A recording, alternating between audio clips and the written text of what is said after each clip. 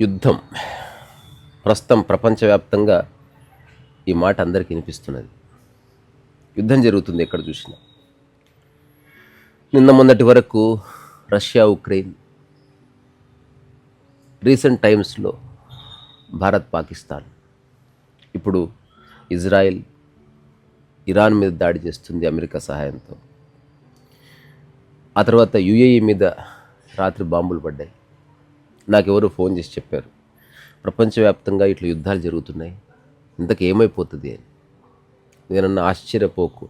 యోగి వేమన సినిమాలో డైలాగ్ ఉంటుంది, ఆశ్చర్యపడక విరామ్, ఈ అనంత యోగ సిద్ధిలో నేను ఒక పరమాణు. అట్లా నేను చెప్పాను మిత్రుడితో, ఆశ్చర్యపోకు. అసలు యుద్ధాలు ఎక్కడెక్కడో జరుగుతున్నాయని ఆశ్చర్యపోతున్నావు, ప్రతి ఇంట్లోనూ యుద్ధాలు జరుగుతున్నాయి. అసలు యుద్ధం అంటే ఏంది? జస్ట్ అభిప్రాయ భేదం అంతే. ఒక ఇద్దరు దేశాధ్యక్షుల మధ్య అభిప్రాయ భేదం వచ్చినప్పుడు చాలా పెద్ద క్యాజువాలిటీ జరుగుతుంది, ఎందరో మరణిస్తారు, ఇన్ఫ్రాస్ట్రక్చర్ దెబ్బతింటుంది, ఊర్లు నాశనం అయిపోతాయి. అదే ఒక ఇద్దరు వ్యక్తుల మధ్య అభిప్రాయ భేదాలు వచ్చినప్పుడు ఇంట్లో వస్తువులు దెబ్బతింటాయి, తలుపులు దెబ్బతింటాయి, ఫోన్ దెబ్బతింటుంది. సో యుద్ధం జరుగుతూనే ఉంది. యుద్ధం అనేది గన్తో కాదు మొదలయ్యేది, గర్వంతో మొదలయ్యేది. సో రెండు దేశాల మధ్యన బుల్లెట్లు పేలుతాయి, మనుషుల మధ్య మాటలు పేలుతాయి. సో అభిప్రాయ భేదం వచ్చిందనుకో, దానికి అహంకారం జత కూడితే, సొంత ఉద్దేశాలు జత కూడితే, నేనే సరైన వాడిని, నా మాట నెగ్గాలి అని అనుకుంటే యుద్ధం మొదలైందని గుర్తుపెట్టుకో. సో నువ్వు నాలాగా ఆలోచించాలి, నో మ్యాటర్ వాట్ అన్న ఆ ఆలోచన యుద్ధానికి పునాది. అది ఇంట్లో భార్యాభర్త మధ్య కావచ్చు, ఇద్దరు స్నేహితుల మధ్య కావచ్చు, తండ్రి కొడుకుల మధ్య కావచ్చు, పక్కింటి వాళ్ళ మధ్యన కావచ్చు, ఎవరి మధ్యన కావచ్చు. సో యుద్ధం అనేది నడుస్తూనే ఉంది. ఈ మానవజాతి పరిణామ క్రమంలో ఒకసారి చూస్తే అసలు యుద్ధం లేని క్షణాలు కొన్ని కూడా లేవు.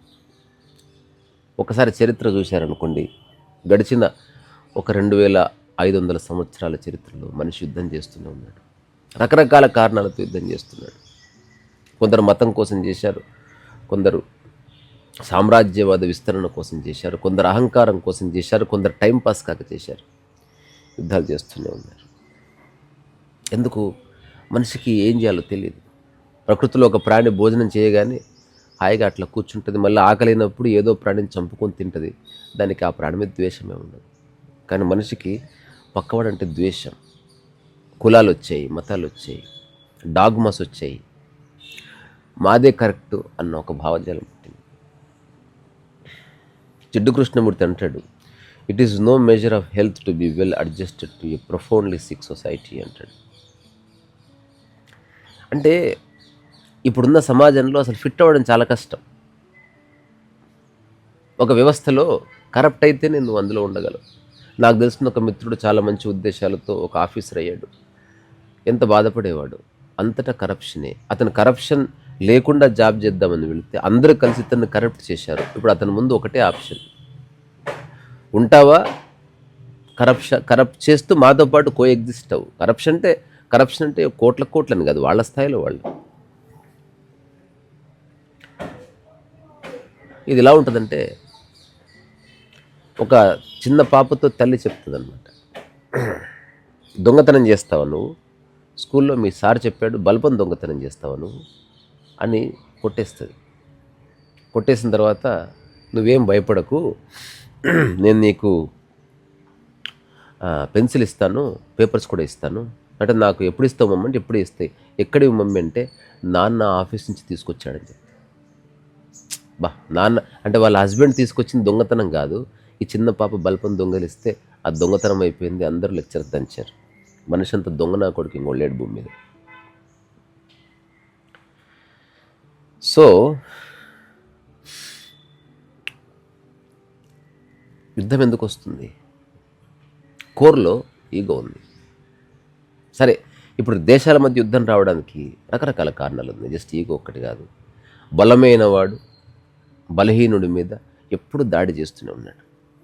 It's like might is always right అని ఒక ఓల్డ్ ఫిలాసఫీ. మన ఊళ్ళో కూడా అంతే. ఎవడన్నా గట్టిగా గద్దించి మాట్లాడితే వాడి మాట అందరు వింటారు. టైం వస్తే తిరుగుబాటు చేస్తారు, డొక్కలో దాన్ని మూలకు బడి పెడతారు, అది వేరే సంగతి. ఇప్పుడు చిన్న పిల్లల మీద పేరెంట్స్ దాడి చేస్తారు, అది కూడా యుద్ధమే కాదా? మీ మనసు ఒప్పుకోదేమో నేను అన్నప్పుడు, కానీ యుద్ధమే.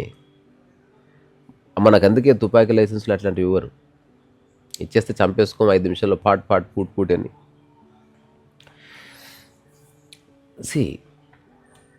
మనం అర్థం చేసుకోవాల్సింది లైఫ్ కోర్ని.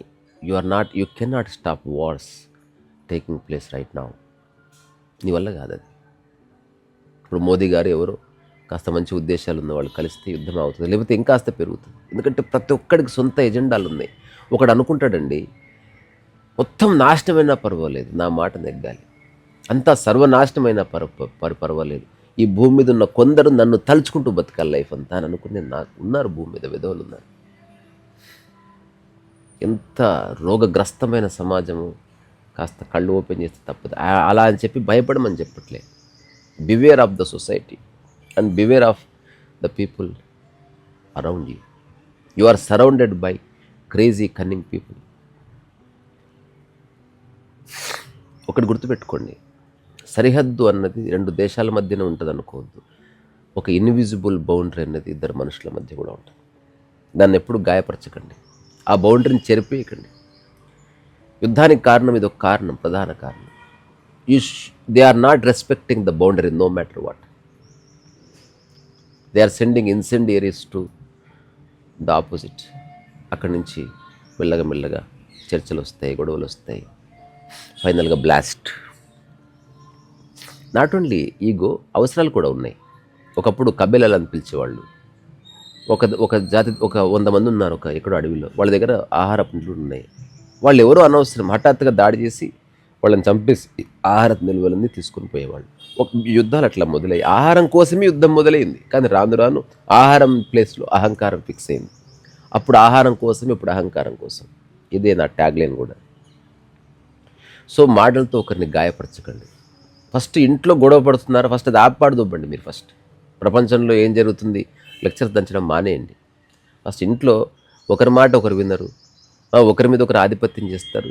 ఒకవేళ మీరు దేశాధ్యక్షుడు అయితే మీరు అదే చేస్తారు. You impose sanctions on people. So యుద్ధం ఆపాలంటే మొదట అహంకారం ఆగాలి. యుద్ధం ఆపాలంటే ఎదుటి వ్యక్తి చెప్పేది ఓపికగా వినాలి. సో నీ మనసు శాంతిగా ఉండాలి, నీలో పిత్తం ప్రకోపించకూడదు. సో మనందరం శాంతి గురించి మాట్లాడతాం, కానీ మన మనసు శాంతిని అనుభవిస్తుందా లేదా అని ఎప్పుడు ఆలోచించి.